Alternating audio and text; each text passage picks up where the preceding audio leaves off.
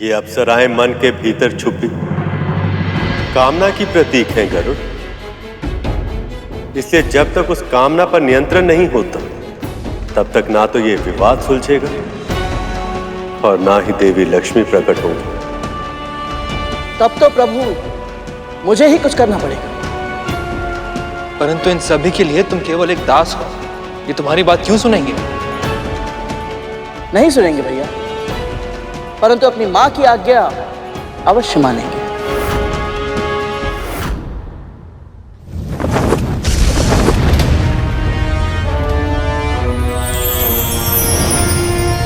राधा, विवाह तो केवल मेरा होगा। राहु, मेरी मां उचित ही कहती है।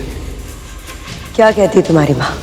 यही कि अंत समय वनप्रास में बिताना ही श्रेष्ठ होता है।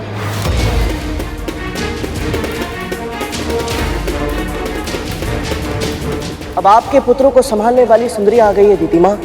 अब ये आपका सुझाव कहां मानेंगे?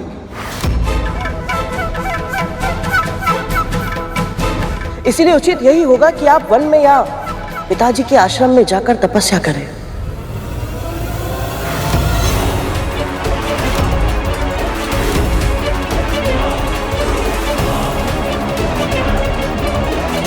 गरुड़ ये क्या करने का प्रयत्न कर रहा है? मैं तपस्या करने चली जाऊं ताकि ये देवता मेरे पुत्र को मूर्ख बना सके। राहु बड़ा मैं हूं, विवाह मैं ही करूंगा। अच्छा, तो ये अप्सराएं षड्यंत्र है मेरे पुत्रों के विरोध। लगता है तीर निशाने पे लग गया। लगता है गरुड़ की योजना सफल हो रही है। पुत्रों,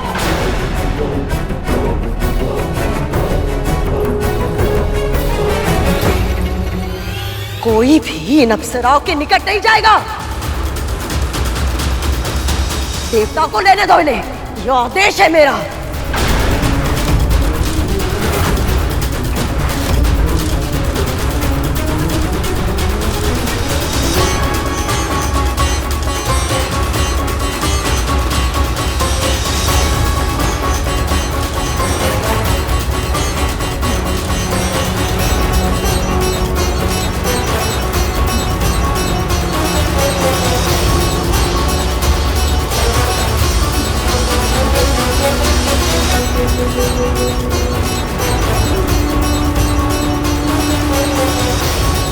वाह गरुड़, तुमने बिना कुछ किए ही अप्सराओं का निर्णय देवताओं की ओर करवा दिया।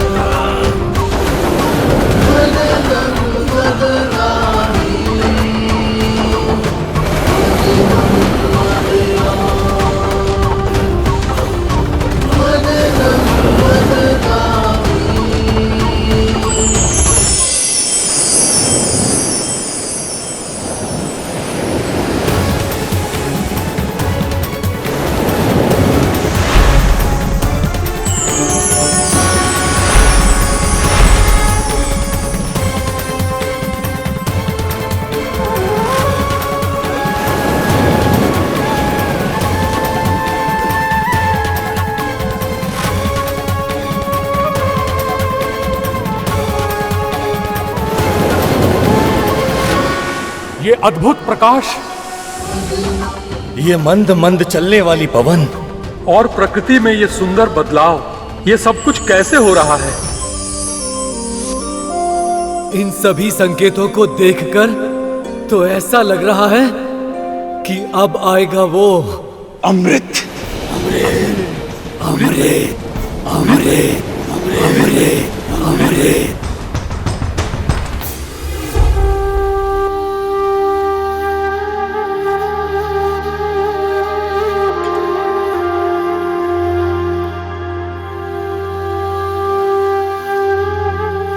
भोर में मिलने आना विंता, कल कुछ ऐसा होगा जिसकी तूने कल्पना तक नहीं की होगी।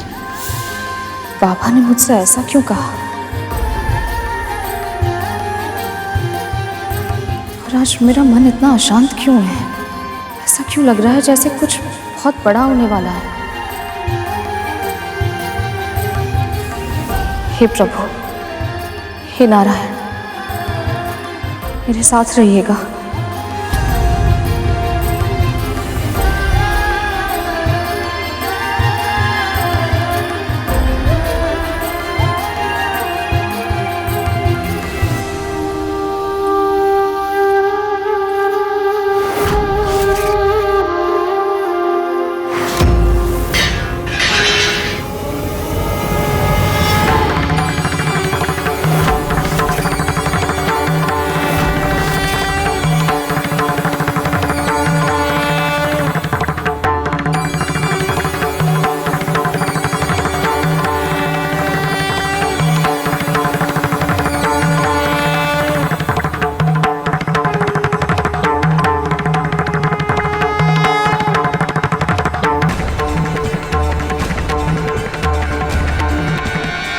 भगवान दत्तात्रेय, आप?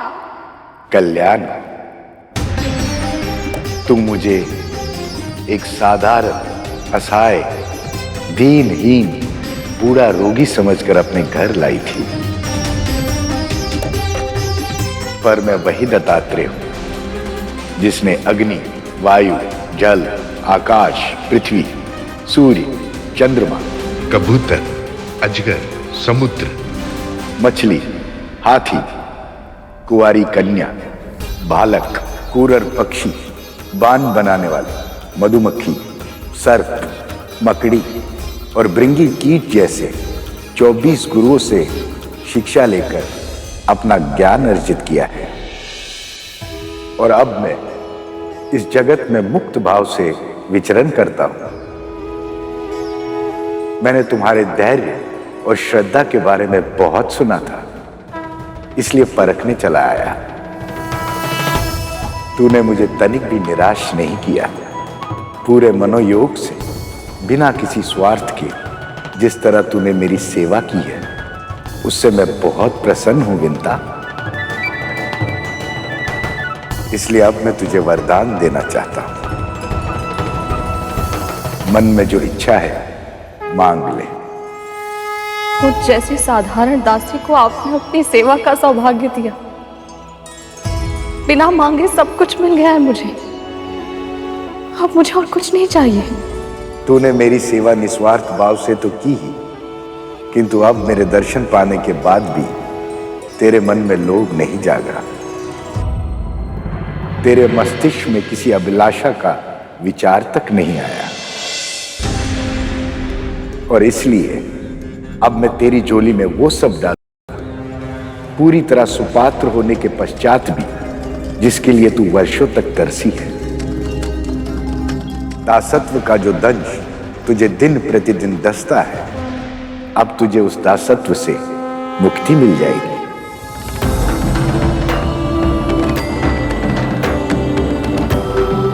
आपके कहने का अर्थ है आज से मेरा पुत्र और मैं मुक्त हो जाएंगे? नहीं,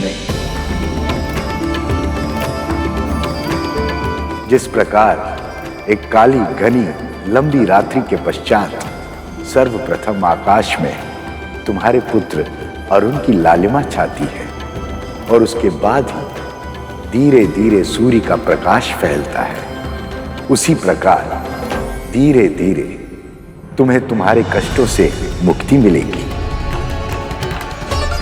आज से तुम्हारा अच्छा समय आरंभ हो गया विंता,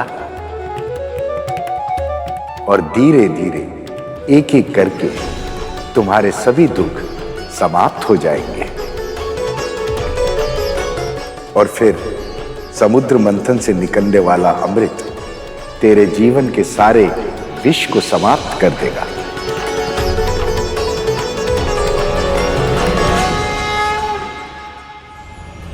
कल्याण।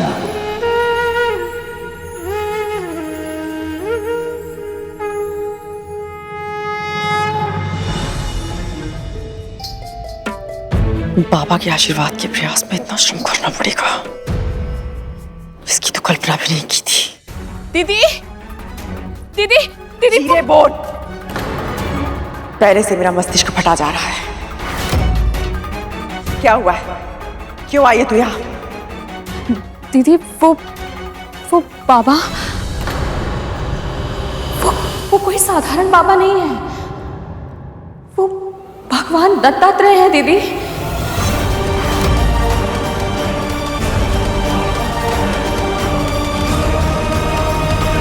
क्या?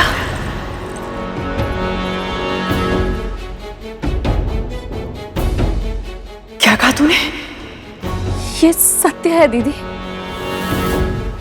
हमारे स्वामी प्रभु विष्णु की प्रतिमा को नहीं, भगवान दत्तात्रेय को प्रणाम कर रहे थे।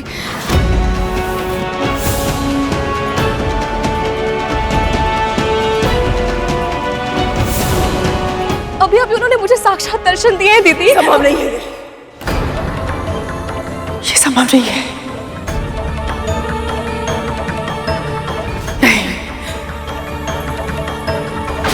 नहीं है संभव।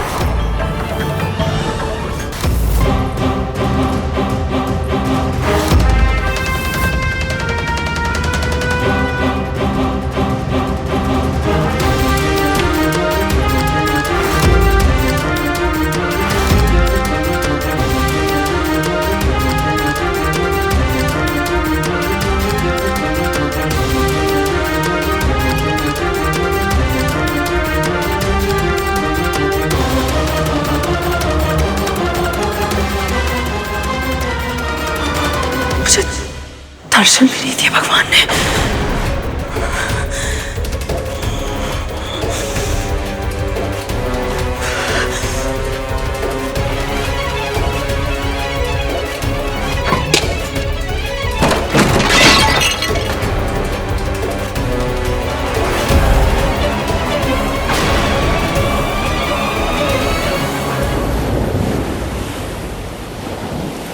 न जाने क्यों ये खुशबू मुझे अमृत की नहीं लग रही। ये सुगंध तो माता लक्ष्मी के आंचल की है।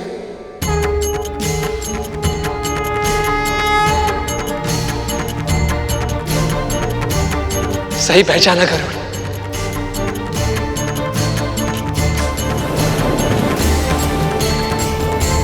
तो क्या अब मां लक्ष्मी प्रकट होने वाली है?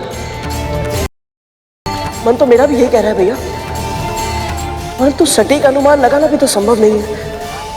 प्रभु आपको क्या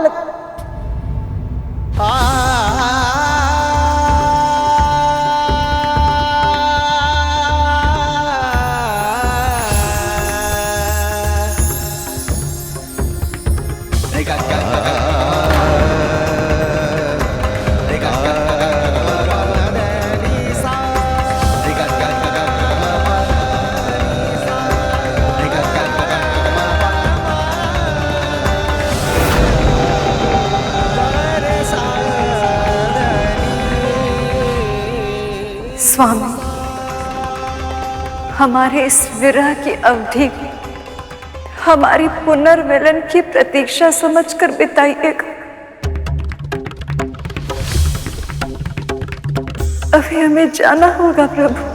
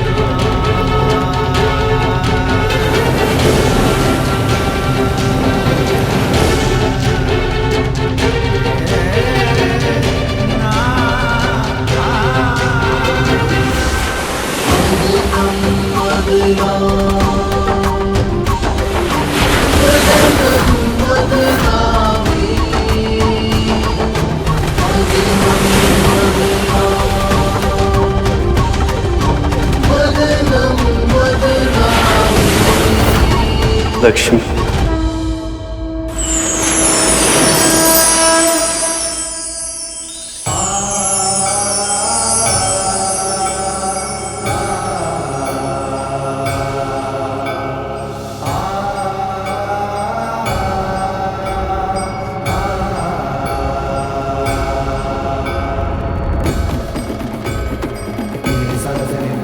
8 दल वाला कमल, इस पर तो माता लक्ष्मी विराजती है ना? हाँ गरुड़, और देखो उस कमल के आगे 2 हाथी भी चल रहे हैं। वो देखिए ऊपर आकाश में।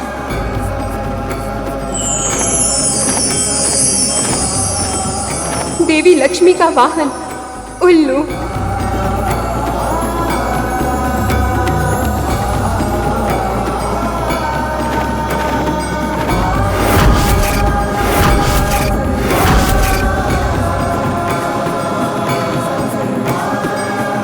मां के आगमन के सभी संकेत स्पष्ट हो चुके हैं प्रभु।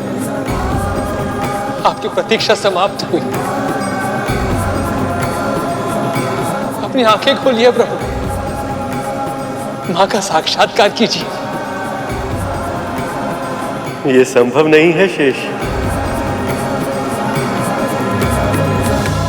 प्रभु, ये आप क्या कह रहे हैं? माता लक्ष्मी से मिलने के लिए आप इतने व्याकुल थे, और अब जब वो पल आ गया तो आप आंखें खोलकर उन्हें क्यों नहीं देख रहे? मैं इतना प्रसन्न, इतना उत्साहित हूं कि मुझे भय लग रहा है गरुड़, कि कहीं ऐसा ना हो जाए कि मैं अपनी ऊर्जा पर नियंत्रण ही ना रख पाऊं।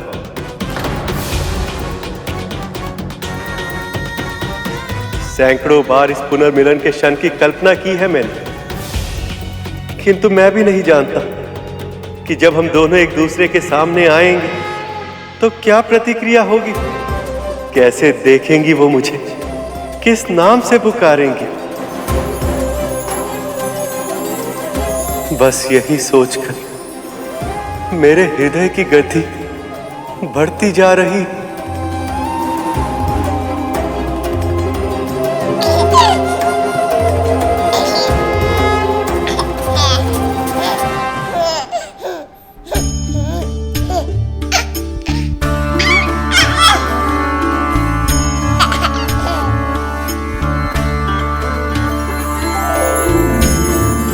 लक्ष्मी,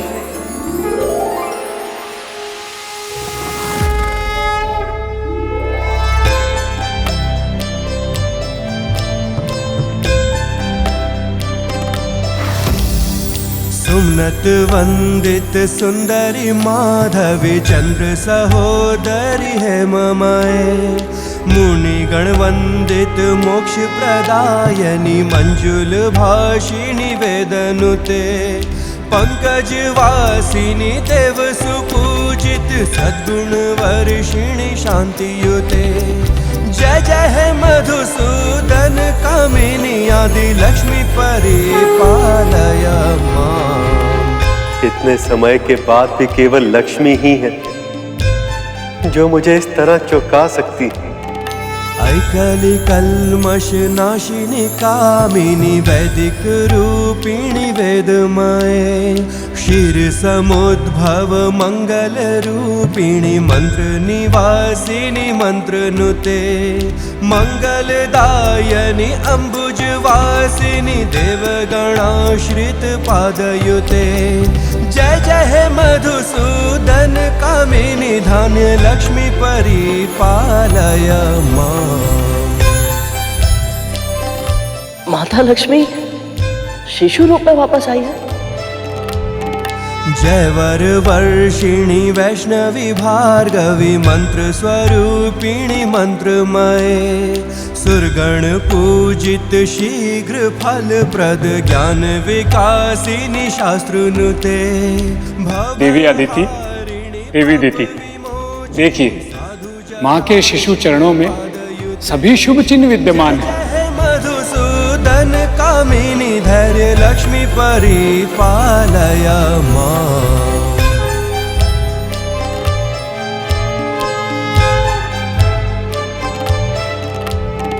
जय जय दुर्गति नाशिनी कामिनी सर्व फल प्रद शास्त्रमये, रदगज तुर्ग पदाति समावृत परिजन मंडित लोकनुते, हरिहर ब्रह्म सुपूजित सेवित ताप निवारिणी पादयुते। जय जय हे मधुसूदन कामिनी गज लक्ष्मी रूपेण पालय माम्। अद्भुत लक्ष्मी, अद्भुत है आपकी लीला।